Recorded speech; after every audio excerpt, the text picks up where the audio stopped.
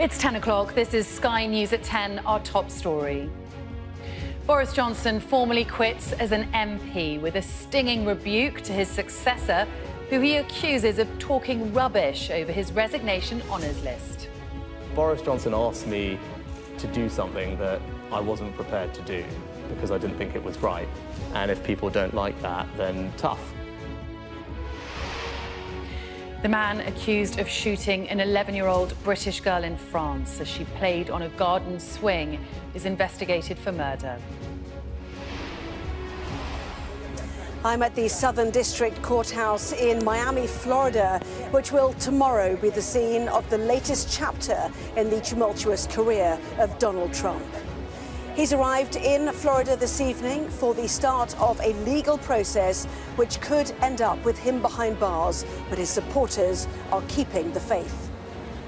You don't understand what it means to shed blood for your freedom like we did here when we broke ourselves free from a tyrant called King George. So when you learn a little bit about our history, then I'll have a conversation. Also tonight, the controversial comeback king who was a template for Trump, former Italian Prime Minister Silvio Berlusconi, dies at the age of 86.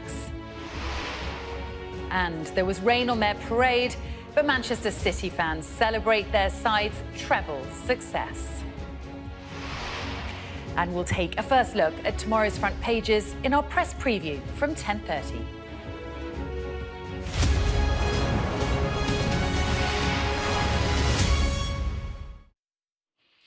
A very good evening. Boris Johnson formally resigned as an MP today, with the report that prompted his departure still unpublished. But before leaving Westminster, he engaged in an extraordinary public row with Rishi Sunak over his resignation honours. The Prime Minister accused his predecessor of trying to bend the rules to get his associates into the House of Lords. Mr. Johnson retaliated, saying he was talking rubbish. And tonight, he's once again channeled his inner Arnold Schwarzenegger, writing in a newspaper article that he'll be back. Our political editor, Beth Rigby, reports. These once close political partners who toasted each other's successes. Perfect. Now the relationship anything but perfect. Two former allies at war. Rishi Sunak at a technology event in London, but the focus on his predecessor around a much-awaited parliamentary report into whether Boris Johnson misled MPs over Partygate and why his allies didn't get the peerages Mr. Johnson requested. Boris Johnson asked me to do something that I wasn't prepared to do because I didn't think it was right. That was to either overrule the HOLAC committee or to make promises with people. Now, I wasn't prepared to do that. As I said, I didn't think it was right. And if people don't like that, then tough. The PM locking horns with his former boss over whether he interfered with Mr. Johnson's honours list as he sought to put distance between the old and new Tory regimes. When I got this job, I said I was going to do things differently because I wanted to change politics. And that's what I'm doing. And I'm also keen to make sure that we change how our country works. But getting on with the job hard when the party's at war. Within hours, Boris Johnson responding to say, Rishi Sunak is talking rubbish. To honour these peerages, it was not necessary to overrule HOLAC. That's the commission which approves peerage appointments, but simply to ask them to renew their vetting, which was a mere formality. Boris Johnson's raging about who of his allies did or didn't get a place in the House of Lords. But in reality, this is a sideshow. The bigger political earthquake is his announcement that he's quitting Parliament in order to avoid being potentially suspended by MPs for his conduct over Partygate. It's a decision that has rocked Westminster and now threatens to plunge the Conservatives into another very public civil war. The establishment has seen Boris out the door. I think, if people look at the facts, then they either will or won't agree with me. That Parliamentary Privileges Committee report investigating Mr. Johnson over Partygate due in the coming days. And as Mr. Johnson seeks to undermine that inquiry, others stressing their decision must be respected. We have to be really strong about calling out people who are attacking institutions, people who are attacking the House for carrying out its work, people who are attacking the media. We have to stand up for these things because the price of not doing so is going to be very grave indeed. Another political earthquake expected this week when the committee published their findings over Boris Johnson's conduct. Drama and distraction that an already struggling Rishi Sunak really doesn't need. Beth Rigby, Sky News in Westminster. An 11-year-old girl from a British family who was shot dead in the garden of her home in France has been named as Selene Thornton. The child was killed while playing outside her home in Saint-Herbeau, a village near the city of Quimper in Brittany, on Saturday evening. Sky's Betty Cottrell reports. It was here on Saturday night that a family barbecue quickly became a tragedy. 11-year-old Selene Thornton, her younger sister and their parents were relaxing in their garden when a gunman started firing at them. Local authorities believe that the shooter was their elderly neighbour and that there was a long-running dispute. Le père de famille avait entrepris des travaux de jardinage. The family's dad was doing garden work on the hedges separating the two properties. This exacerbated the situation. Later, the suspect took a loaded 22mm rifle. 3 to 4 shots were fired, hitting the 3 victims. Selene was killed and both her parents were injured. Her father, Adrian, is in a critical condition with life-threatening wounds. Their youngest daughter, 8-year-old Celeste, managed to escape the gunfire and raise the alarm. A local resident told us they saw Celeste running to a neighbour's house. She was rushing to tell them her sister was dead. It's hard to imagine what the young girl has seen and been through. It's believed this had been their home for 4 or 5 years. Located in Brittany in the west of France, the Thorntons' home is in Saint-Herbeau, a tiny rural hamlet near the city of Quimper. The small community has been left devastated.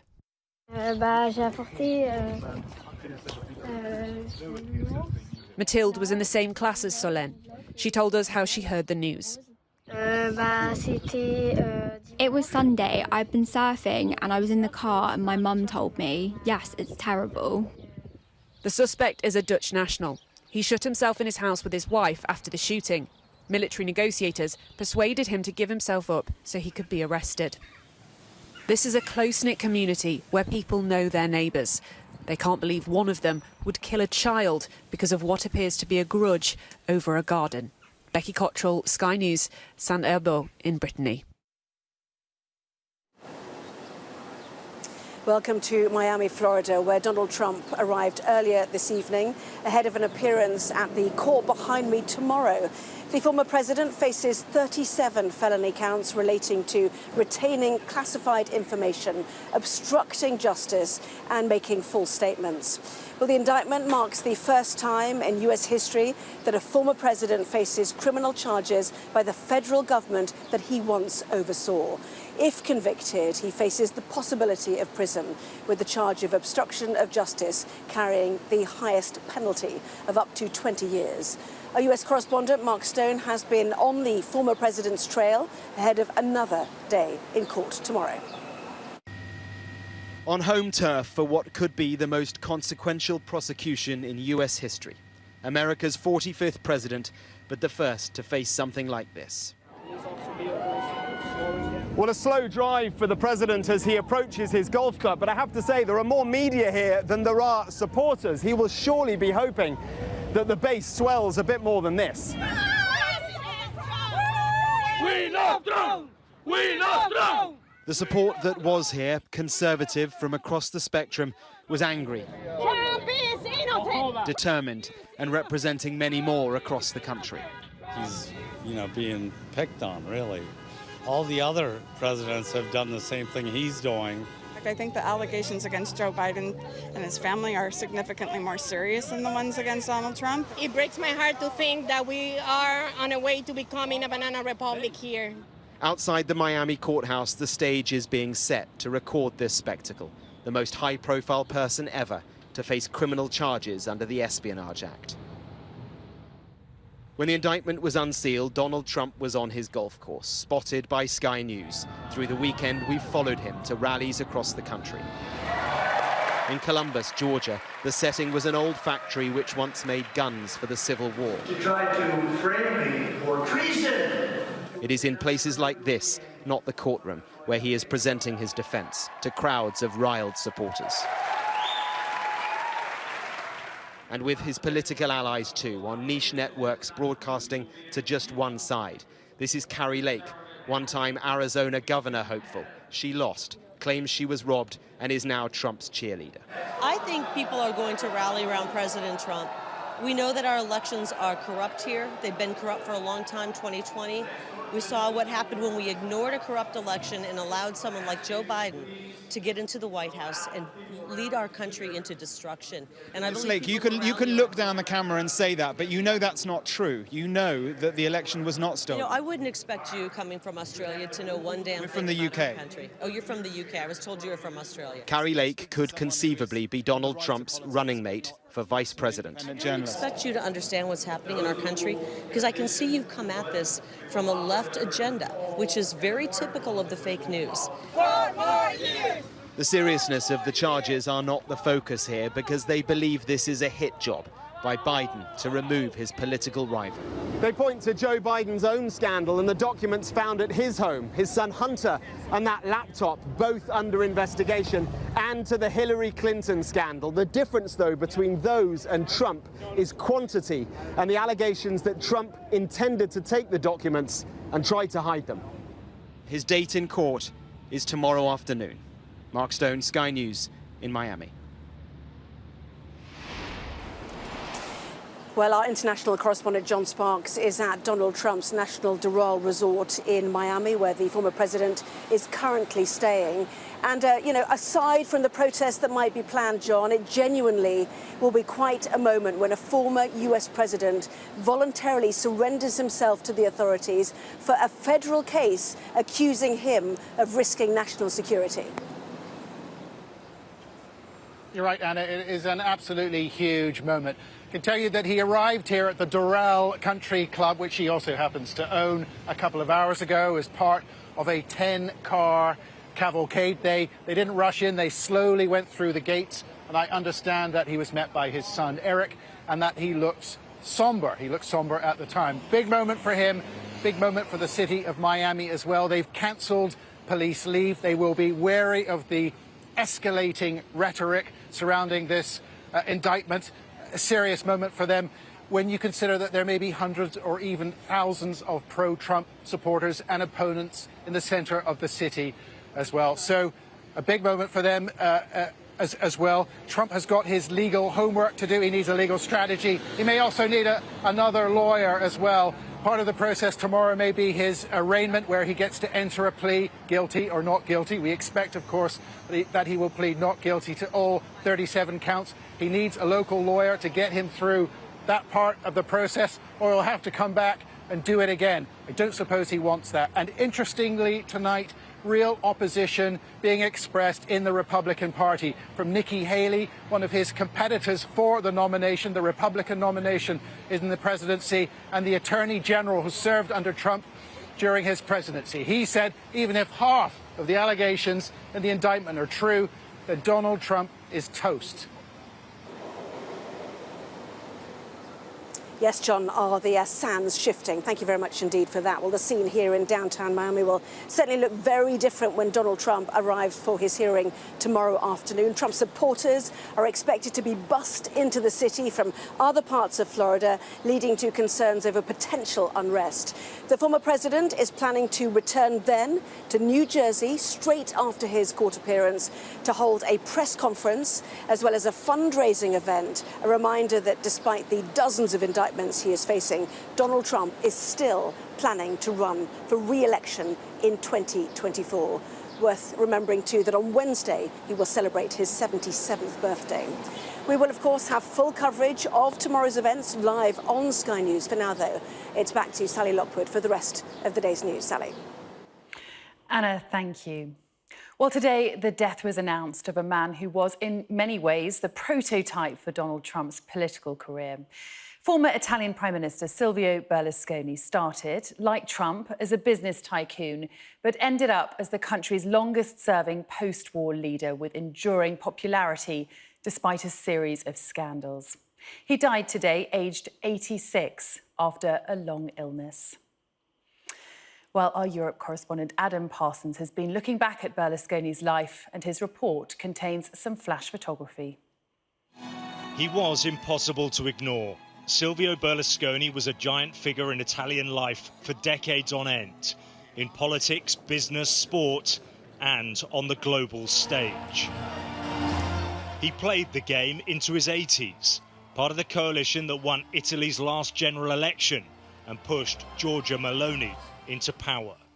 Silvio Berlusconi era soprattutto un combattente. He was a man who was never afraid to defend his beliefs, and it was exactly that courage and determination that made him one of the most influential men in the history of Italy. That allowed him to make real turning points in the world of politics, communication, in the world of business. With him, Italy learned that it should never have limits imposed. Italy learned that it should never give up. His death was not a surprise, but it still felt like a shock to many. Today I'm in pain. He's like a family member who's given me something all my life. But today I cannot think about tomorrow. From the centre-right, Berlusconi led 4 separate governments, spending more time as Prime Minister than any other post-war Italian politician. We find Silvio Berlusconi guilty. But it was never straightforward. He was cited in dozens of criminal investigations, mostly around claims of fraud. Trouble followed him. Berlusconi was convicted of paying a Moroccan dancer for sex when she was just 17 years old at one of his lavish bunga bunga parties. But he won an appeal and laughed off the scandal. Bunga bunga even became a catchphrase. Then came a conviction for tax fraud that he couldn't beat. Berlusconi was at his lowest ebb and protested furiously on one of his own TV stations. In exchange for the commitments I have made over almost 20 years in favour of my country and coming almost to the end of my public life, I receive as a reward accusations and a verdict that is founded on absolutely nothing, that takes away my personal freedom and my political rights. But he was blessed with an infectious smile. Rolling Stone magazine once named him their rock star of the year. Tanned, facelifted, and gleaming his smile, he never retired from public life, campaigning and charming to the end. Berlusconi was a showman, a politician who lived for the spotlight. Alex Rossi, Sky News, Milan. Alex Rossi reporting there. The Scottish National Party says it's not going to suspend its former leader, Nicola Sturgeon, after her arrest in connection with an investigation into the party's finances. Ms Sturgeon has been released without charge, pending further investigations. Our Scotland correspondent, Conor Gillis, reports.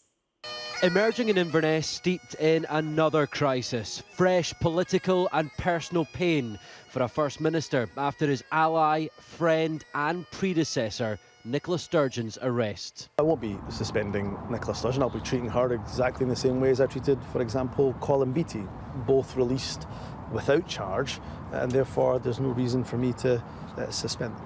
I have great confidence in the future of my party. In an explosive development, Nicola Sturgeon faced 7 hours of detention by police examining the SNP's finances and funding. Released without charge pending further inquiries, she insisted she was innocent of wrongdoing, but some within the party believe she should step aside. Should consider whether it might be appropriate, considering what has been going on over the last few weeks, for her to resign her party membership voluntarily, just temporarily. This has been the toughest time the SNP has suffered. These the images of the raid on Nicola Sturgeon's home in April, the same day her husband Peter Murrell was detained and released without charge.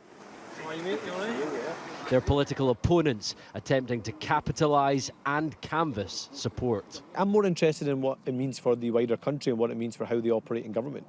This is a political party that is famed now for a culture of secrecy and cover-up in government, and that has had devastating consequences. It's now an incompetent and dysfunctional SNP government, and that's why we need fundamental change. It's quite frankly the case that Nicola Sturgeon would have suspended Nicola Sturgeon, because when she was leader of the SNP and SNP politicians were arrested and questioned by the police, she either removed the party whip or she suspended them. There are some within the SNP who fear this police probe, regardless of the outcome, risks causing major electoral damage. And they now want some distance with their former leader. And as police continue to examine what Nicola Sturgeon said under caution in that interview, will she now be fearing that she is becoming a distraction to the party that she's fought for her entire political career? As the police continue their inquiries, the political heat is extreme once again, where the stakes could not be higher. Conor Gillis, Sky News, Glasgow. The cost of living crisis has been felt across the country, but a Sky News investigation has found it even extends to some military personnel and their families who are now relying on food banks. Our security and defence editor, Deborah Haynes, has this exclusive report. Defending Europe from attack, delivering support during COVID, and on display for the King. The UK's armed forces play a crucial role in national life. Yet Sky News can reveal that high inflation and rising costs have tipped some into crisis. An internal analysis by military chaplains said the cost of living had hit morale across the Royal Air Force last year. An anonymous quote in the report read, "The food bank is popular." A footnote then added, "Food bank use is reported across a majority of units, but nowhere is yet reporting widespread use. Single figures per unit of families utilising food banks is a working estimate." A food bank has been set up here at RAF Coningsby in Lincolnshire. Originally, it was intended to collect donations from aviators to give to civilians in the area. But a source told me RAF personnel are using it as well. A second report, written last year by officials here, said the cost of living crisis is severely affecting personnel at Coningsby, and this will ultimately be reflected at all other defence establishments. The paper said some people were having to decide whether to buy food or fuel. What would really help service personnel here at RAF Coningsby and across the UK is a decent pay rise. The military, unlike most public sector workers, aren't allowed to go on strike for better conditions. Instead, they're the ones that are called upon to fill in for others that do take industrial action. The armed forces are waiting for this year's pay rise, an announcement that has been delayed. When it comes, it will be welcomed, but it almost certainly won't be enough. A spokesperson for the RAF said, "The food bank at RAF Coningsby was not set up by the RAF for its personnel, and the RAF offers a range of support, such as welfare officers who can offer financial advice and access to fuel grants and hardship funds provided by the RAF and supporting charities and associations." A senior minister said no one in the RAF, Army or Navy should have to use food banks. I know that defence ministers will be concerned about your reports, will want to investigate and will want to do everything possible to make sure that our men and women in uniform are properly looked after. People don't join the military to get rich, but they do leave if they're not paid enough. Deborah Haynes, Sky News. 2 children found dead in Stoke-on-Trent yesterday have been named by police as Elizabeth and Ethan John. The 7 and 11-year-old were both found unresponsive with significant injuries inside a home on Flax Street. A 49-year-old woman has been arrested on suspicion of murder and remains in custody. A woman has been jailed for more than 2 years by a court in Stoke-on-Trent after illegally obtaining drugs to carry out an abortion. The 44-year-old lied about how far advanced her pregnancy was to obtain the pills during lockdown in 2020. Her child was stillborn at between 32 and 34 weeks gestation. Now, the COVID inquiry hasn't been far from the headlines in recent weeks, with an ongoing row between the government and the inquiry's chair over disclosure of materials that is likely to end up in court. But tomorrow, the inquiry will begin its first hearings, where the substance of the government's response to the pandemic will take centre stage. Sky's Ashish Joshi reports. It was a virus that destroyed lives and livelihoods. Its legacy will be felt for years to come. Ranjit Chandrabala was a London bus driver, one of 27 to die from COVID-19 in the first 3 months of the pandemic. His daughter Leshi expects answers. He contracted COVID in April, so had, certain measures been in place, at his depot and on his buses, maybe he would still be alive. He was definitely left exposed. He had no PPE to speak of. They gave him gloves, and that was it, and hand sanitizer. From this evening, I must give the British people a very simple instruction. You must stay at home. Decisions made during the pandemic are about to come under intense scrutiny. For the first time in our history, the government is going to step in and help to pay people's wages. We've tried to throw a protective ring around our care homes. It's a process that will take years and cost at least tens of millions of pounds. This inquiry is going to go much deeper than simply weighing up one policy choice against another. It's going to look at the government's conduct during the pandemic and ask if that matched what the country would reasonably expect from its leaders in a time of crisis. Soon the focus will be on the government's decision-making, including policies such as Eat Out to Help Out, pushed by the then-Chancellor Rishi Sunak, which is being criticised by some government advisers. So taking your foot off the brake is one thing, but putting your foot on the accelerator of the epidemics was, in my view, a very different thing.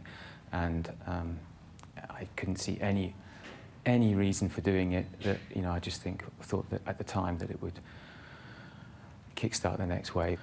The inquiry's opening has been overshadowed by Boris Johnson's resignation from Parliament following an investigation into alleged lockdown breaches and the controversy over government WhatsApp messages. But for bereaved families, nothing must be allowed to distract the inquiry as it begins its search for the truth. Ashish Joshi, Sky News. Now, despite a delay following warnings of potential lightning strikes, nothing could stop Manchester City supporters from celebrating their team's treble success this evening. Tens of thousands of jubilant Blues fans lined the streets for the start of the 2-hour celebrations, despite fears of a major thunderstorm that threatened to hit the city centre at the same time and ended up delaying the start of the parade by half an hour. But when it did finally get underway, the open-top bus with the victorious squad team from Istanbul, the Champions League trophy and the Premier League trophy alongside it, made its way slowly through the packed streets. Several times, the Champions League trophy was lifted to the delight of fans as the players continued to party on the top deck. And undaunted by the weather, it all culminated with a stage appearance led by Haaland. The players and their manager were hailed by their fans as only the second English team in history to achieve the treble. Last time, it was their rivals United. This time, the bragging rights belong to City and their captain. Say thank you very much. Thanks for all the support during the whole season. It's been incredible, and we got 3 trophies!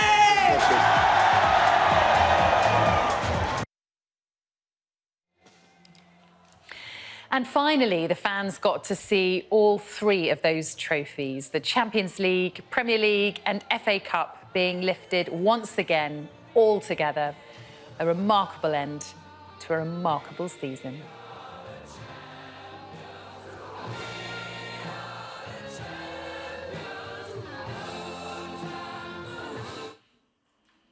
Well, that was Sky News at 10. Coming up, we'll be taking a first look at tomorrow's papers in the press preview, including this story on the front of the Metro about the ructions in the Conservative Party. Their headline, All Out War. Tonight, we're joined by Pippa Creer, political editor at The Guardian, and Harry Cole, political editor at The Sun. Do join us next.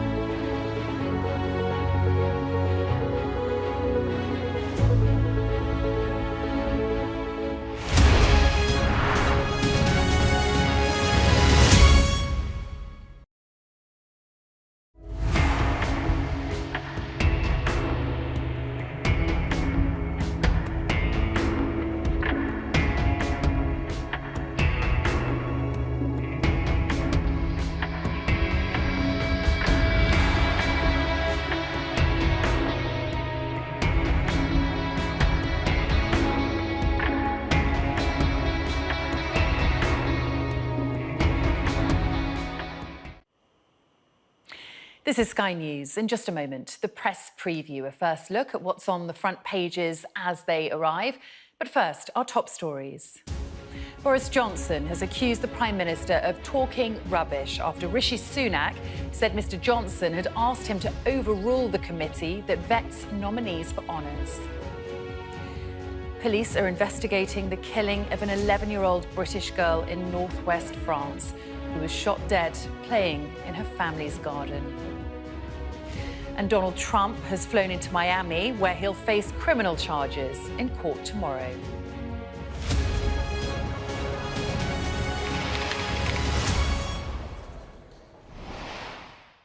Hello there, you're watching the press preview, a first look at what's on the front pages as they arrive. And it's time to see what's making the headlines with Pippa Creer, political editor at The Guardian, and Harry Cole, political editor at The Sun. They'll be with us from now until just before midnight. We'll be speaking to them in just a sec. But let's have a look first at what's on some of those front pages. All-out war, that's how the Metro describes what it calls the vicious verbal blows being traded between Rishi Sunak and Boris Johnson over the former Prime Minister's resignation honours list. The Times says that the Commons Privileges Committee has concluded that Mr Johnson did mislead Parliament when he told MPs he'd been advised that he did not break COVID-19 rules. In the midst of all this, the Mirror speaks up for the families of people who died from COVID and says they deserve better. And although Boris Johnson has now resigned as an MP, he tells the Express in an exclusive interview, "Believe me, I shall return to frontline politics." The Mail says Labour stands accused of abandoning the law-abiding majority by failing to back curbs on disruptive eco-protest groups such as Just Stop Oil. The Guardian, Pippa's paper, leads with news of a woman who was jailed for procuring drugs for an abortion after the legal time limit had passed. The Eye reports what it calls a Russian intelligence agent is now living in the UK with his family, having been housed under the government scheme to help homeless Ukrainian families. The Financial Times says a committee of MPs is to question top officials at the Financial Conduct Authority over sexual misconduct allegations made against hedge fund manager Crispin Odey.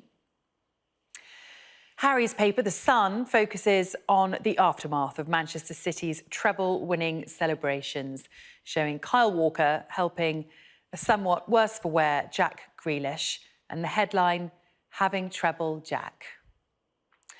And The Star has news of what it says was a UFO crash in the 1930s that was hushed up by the then Pope, according to a former US Air Force official.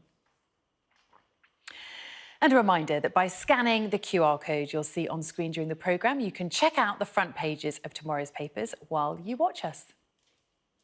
And we're joined tonight by Pippa Creer and Harry Cole. Let's get started, shall we? Great to have you both with us. Thanks so much for joining us. We're kicking off with the front page of the Daily Express, that exclusive interview that Boris Johnson has given to the Express, where he says, "Believe me, I shall return to frontline politics." I saw you give a little laugh at that, Harry. What's your response? Tell us more about this. I'm not sure if it's, with all due respect to our friends at the Express, I'm not sure if it's an interview and more of a text message. It seems to be a very short single quote from Boris Johnson, something we've heard from him before. When he resigned, of course, as PM, he said, "Hasta la vista, baby, I'll be back." And obviously in his 1,000-word statement late on Friday night, he, right at the end there, ducked in there a little reference to I'm leaving Parliament for now. Look, Boris Johnson, I think, almost likes the idea of the comeback more than it's ever going to happen. It's a very odd way of staging a sort of coup against Rishi Sunak, as some people have alleged he's doing, by exiting the stage. So it's all sort of fighting talk, I think. And today we've seen astonishing barbs traded in public between a prime minister and their predecessor, or an ex-prime minister and their successor. Rishi Sunak has kept his powder dry over the weekend. He was away in Washington until Friday. We all flew back from DC, and the sort of Boris news blew up late on Friday night. The prime minister didn't respond to any of the barbs from Johnson over the weekend, but my gosh, did he save up his punch.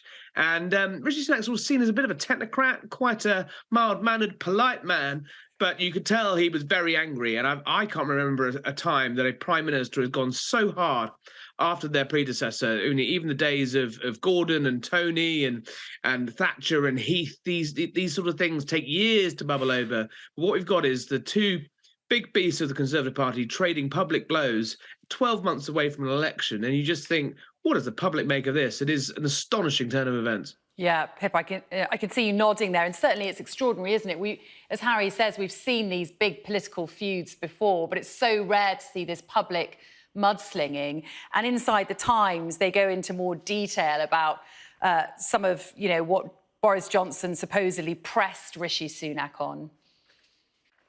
Yeah, the Times has this. Well, we know that Boris Johnson wanted to give his father, Stanley Johnson, a knighthood, and there was a story several weeks ago about it being blocked. Obviously, there's a distinction between the peerages that Boris Johnson put on his list. He wanted 16 of those, and the committee that goes through all of these things for the House of Lords blocked half of them. And then on the other hand, the sort of all the other honours, so the knighthoods and the CVEs and MBs and so on, which went through the Cabinet Office for vetting. And the Times suggestion is that in the recent discussion, I think it was beginning of last week, when Rishi Sunak and Boris Johnson sat down and tried to thrash out some sort of compromise on this, that Boris Johnson had actually pressed Sunak again for his father to be awarded a knighthood, citing the example of previous prime ministers that had given family members gongs. Theresa May, obviously her husband Philip, received one, and other prime ministerial spouses have in the past. Not as far as I know, prime ministerial parent, although Stanley Johnson was, of course, an MEP for some time and an environmentalist, but is nevertheless a quite controversial figure, not least in his attitude and some of his behaviour towards women. So this is really just one example of where the row between them erupted. And Boris Johnson is obviously feeling very hard done by that Rishi Sunak did not intervene on his behalf and delay the system, the vetting system, so that the MPs that he wanted to make peerages, could stay in their seats for now, but still have a sort of a smooth transition, if you like, to the House of Lords ahead of the election. But as Harry's already said, really bad blood between the two men this evening.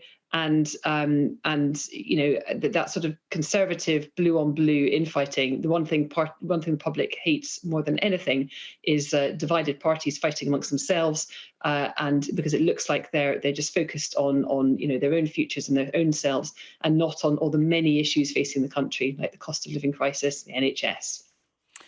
Yeah, and Harry, certainly the front page of the Metro calls it all-out war. What do you make of this, public falling out that we're now seeing play out? Do you think that Boris Johnson is going to pose more problems for Rishi Sunak outside of Parliament or inside? Well, he's resigned formally as an MP today. He is no longer an MP officially, and he's upended Downing Street's week quite spectacularly once this week, and I wonder whether he'll do it again. Look, he's clearly aggrieved. He feels that he was misled, perhaps not directly, perhaps he wasn't told a lie to his face, but misled by what Rishi Sunak didn't tell him. They clearly met 10 days ago in Parliament. They had secret peace talks, as the Times report and the Sunday Times reported earlier on Sunday.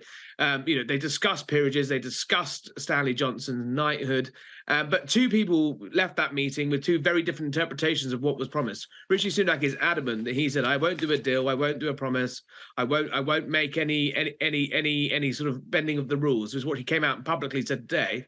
But Johnson was left with the impression that his list was going to go through with those MPs' names on it. Now, is there a conspiracy here, or is it cock-up? Is it probably a bit of both? I suspect so. What is clear is Downing Street did not want 3 by-elections this week announced that will come probably at the end of July. That is what they were seeking to avoid.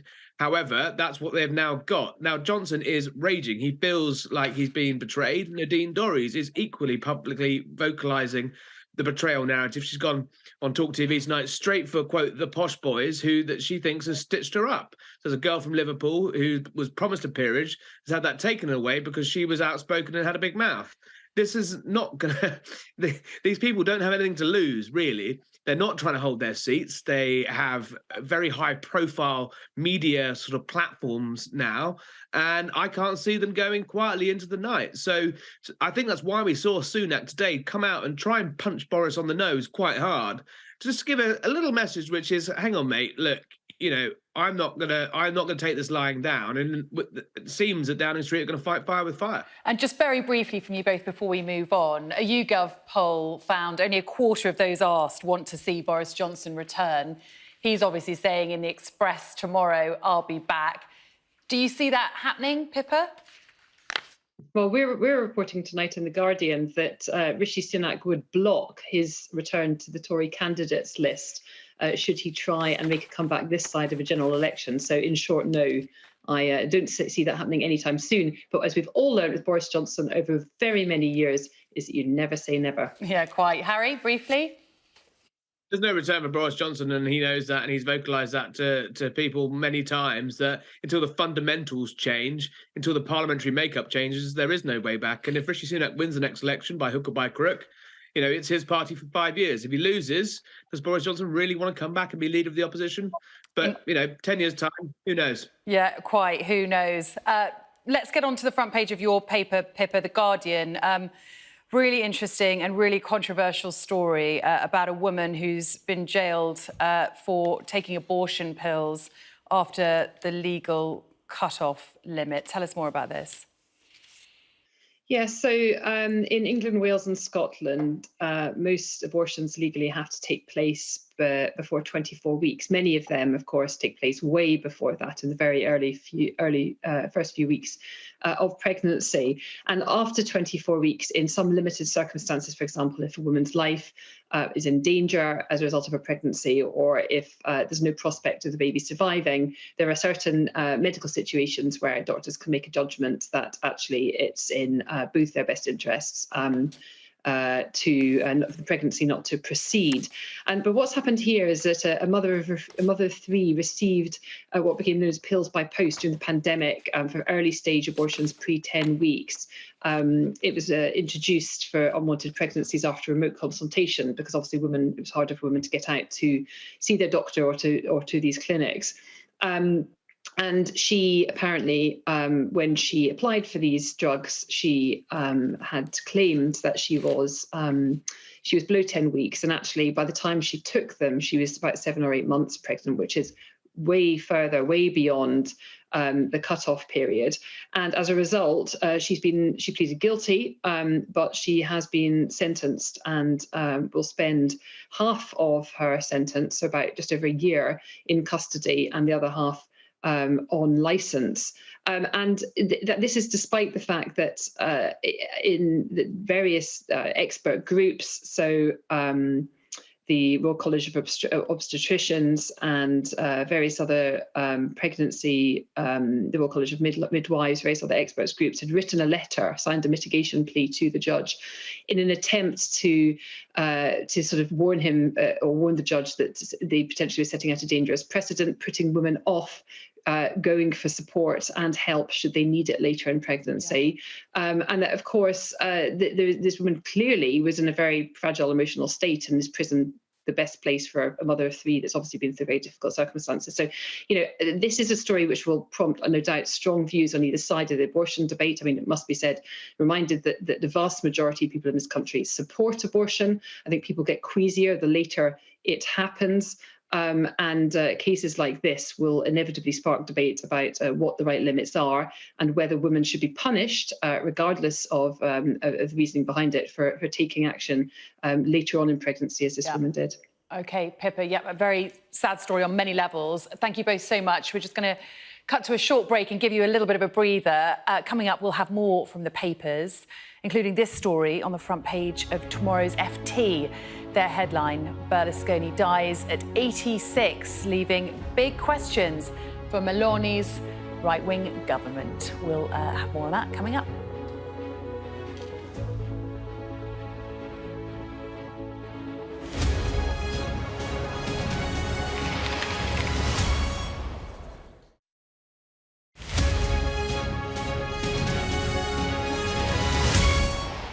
We aim to be the best and most trusted place for news. Greg Milam, Sky News, Manchester.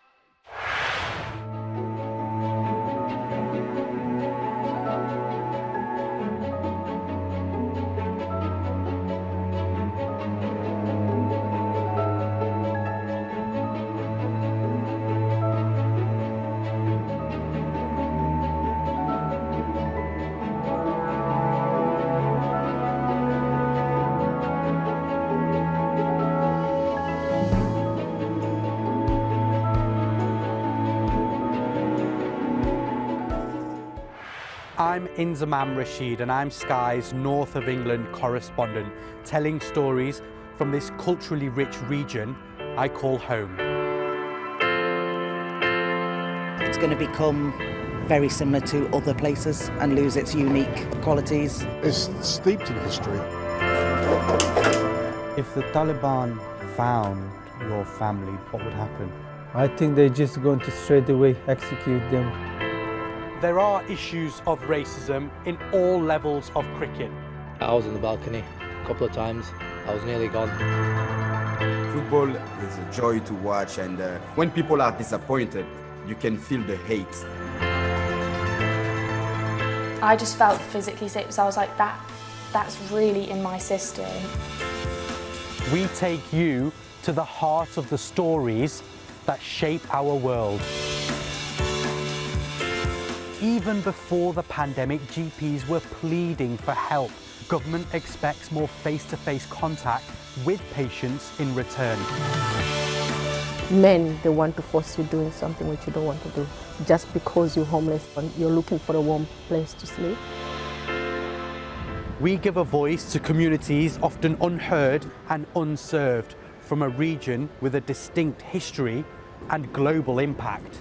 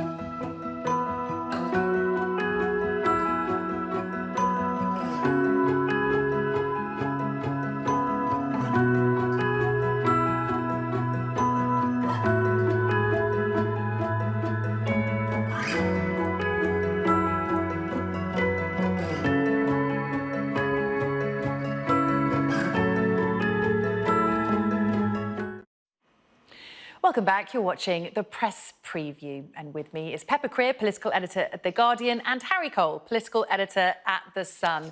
Let's kick off with you, if I may, Harry. An article in your paper tomorrow about Sadiq Khan's office banning the reference to men and women. What's going on?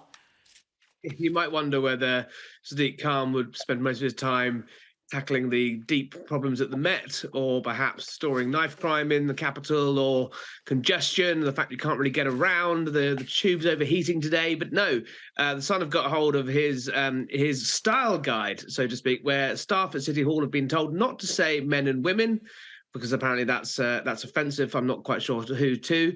Not to say EU migrants, to say foreign, let's say Londoners from Europe, and various other things on this list that go through that reads like a sort of almost like a Private Eye spoof of someone desperately trying to be ultra woke and hip and right on, but actually just sounding a little bit mad. And maybe a bit confusing for many people. Pippa, the Financial Times, leading with a tribute to Berlusconi, of course, who's died at the age of 86, and questions about what that could mean for Giorgia Meloni's coalition. Yeah, I mean, Silvio Berlusconi seems to be around forever, doesn't he? I remember there's pictures of him and Tony Blair meeting on various trips to Tuscany. A long and controversial career that's ranged, as FT says, from billionaire media magnate to trailblazing populist. And he was on and off leader of Italy for over a decade in total, which was marked, of course, by that criminal investigation into his business affairs, and indeed the sex scandals. Who can forget the Bunga Bunga parties? But he was always active, even towards the end of his life, in Italian politics, and he played a leading role in the crisis that actually brought down Mario Draghi's government last year and helped to form Giorgia Meloni's ruling coalition. And because of that key role that he played, at that point. Questions have been asked about the division of power between Maloney's right-wing coalition now and the future of his Forza Italia party. Which doesn't have a clear successor. So, remained an instrumental and influential figure in Italian and European politics, despite his advancing years, and despite the fact he was no longer in power himself. He was very much somebody who was sitting there pulling the strings. So, a major change in Italian politics tonight with the death of Silvio Berlusconi. OK, Pippa, Harry, we'll leave it there and we'll see you again next hour. Thank you both so much. Let's have a quick look at the weather. Warm memories wherever you go. The weather, sponsored by Qatar Airways. The weather will become increasingly settled and less humid over the east, from the east, I should say, over the next few days. Temperatures will drop a few degrees, but it will remain warm for most. North Sea coasts will feel fresher. Central parts of Ireland will be largely cloudy with outbreaks of rain to start tomorrow. The UK mainland, though, will be fine with plenty of sunshine. Low cloud and sea fog in the far north, and the south will burn back to coastal areas, and it'll be a mild and humid night with temperatures in the mid to high teens. The weather, sponsored by Qatar Airways.